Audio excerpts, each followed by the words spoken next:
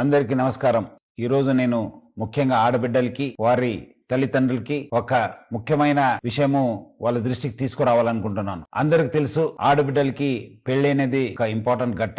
ఈ మధ్యలో ఆ ఒక్క పెళ్లి చూపుతోని పెద్దలు కుదిరించిన పెళ్లి అని చెప్పి కొంతమంది మా ఆడబిడ్డలకి వాళ్ళ తల్లిదండ్రులు కూడా మోసం చేస్తున్నారని చెప్పి మా దృష్టికి రావడం జరిగింది. ముఖ్యంగా కొంతమంది మీడియేటర్స్ ద్వారా కొంతమంది యూత్స్ వాళ్ళు పెద్దలు చూపించినట్లు వాళ్ళ దగ్గర వెళ్ళి ఒక ఫిక్స్ చేసుకోవడము, తర్వాత ఆడబిడ్డలకి ఏదో మాయమాటలు చెప్పి గిఫ్ట్స్ పేరుతోని మోసం చేయడం జరుగుతుంది. దాని కాకుండా ముఖ్యమైన ఏమంటే వాళ్ళని శారీరకంగా కూడా వాడుకోవడం జరుగుతుంది. ఎందుకంటే పెద్దలు కుదిరించింది కదా, ఇంకా ఏముంది, వాళ్ళ పెళ్లి అయిపోతుంది, మనం ఎందుకు ఆలస్యం అని చెప్పి కూడా వాళ్ళని బలవంతంగా వాడుకోవడం జరుగుతుంది. సో ముఖ్యంగా ఆడబిడ్డలకి వాళ్ళ తల్లిదండ్రులకు నేను ముఖ్య గమనిక ఏమంటే, ఆడబిడ్డలు మీరు పెళ్లి పీటలు ఎక్కేదాకా చాలా అప్రమత్తం ఉండాలని చెప్పి నేను కోరుతున్నాను. ఎవరు ఎంత ఆశ చూపించినా మీరు మాత్రము ఎట్టి పరిస్థితి లొంగకండి. మీరు మీ జాగ్రత్తలు ఉండాలి. క్యాన్సిల్ అయితే క్యాన్సిల్ కావచ్చు కానీ, బట్ దాన్ని మళ్ళీ తర్వాత మీకు బ్లాక్మెయిల్ చేసి మీకు మిస్యూజ్ చేసే అవకాశం ఉంటుంది. మళ్ళీ అదే విధంగా వాళ్ళు